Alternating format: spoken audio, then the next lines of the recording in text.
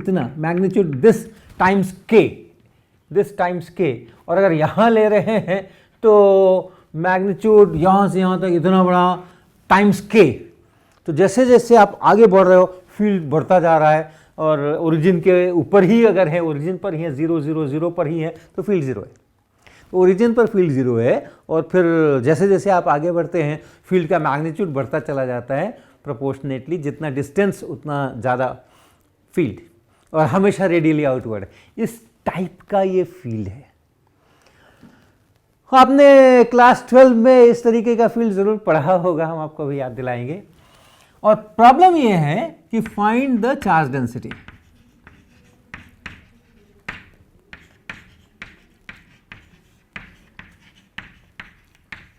In that region, जहां की हम बात कर रहे हैं, जिस दूरी की, जिस वॉल्यूम की, जिस स्पेस के, जिस हिस्से की बात कर रहे हैं, उसके अंदर क्या चार्ज डेंसिटी है जिसके कारण से ऐसा फील्ड प्रोड्यूस हो सकता है, ये मेरा प्रॉब्लम होगा। तो हम क्या करेंगे, हम डाइवर्जेंस ऑफ ई कैलकुलेट करेंगे और हमें ये मिल जाएगा। और डाइवर्जेंस ऑफ ई कैसे कैलकुलेट करना, ये तो परिभाषा है, लेकिन हम लोग इससे जाने की हमेशा ज़रूरत हमें नहीं पड़ती है, क्योंकि इसका वैल्यू, इसके लिए एक्सप्रेशंस कार्टेशियन कोऑर्डिनेट सिस्टम में, स्फेरिकल पोलर कोऑर्डिनेट सिस्टम में, सिलिंड्रिकल पोलर कोऑर्डिनेट सिस्टम में लोगों ने निकाल के रखे हुए हैं, और हम उनका इस्तेमाल कर सकते हैं। तो तीनों एक्सप्रेशंस मैं यहाँ पे लिख देता हूँ। हमें तो अभी एक ही चाहिएगा क्योंकि कार्टेशियन में चीज़ें दी हुई है, लेकिन फिर भी हम तीनों लिख देते हैं। तो जो कार्टेशियन कोऑर्डिनेट सिस्टम है उसके अंदर में डाइवर्जेंस ई को अगर आप लिखेंगे तो उसको आप लिखते हैं del E x del x plus del E y del y plus del E z del z.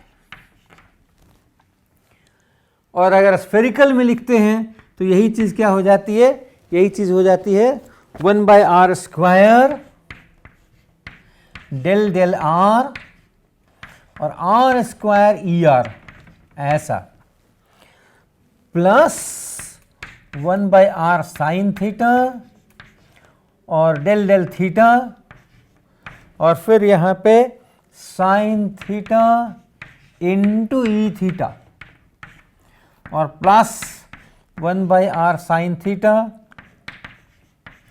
और डेल डेल फाई और del E phi del phi, ऐसा।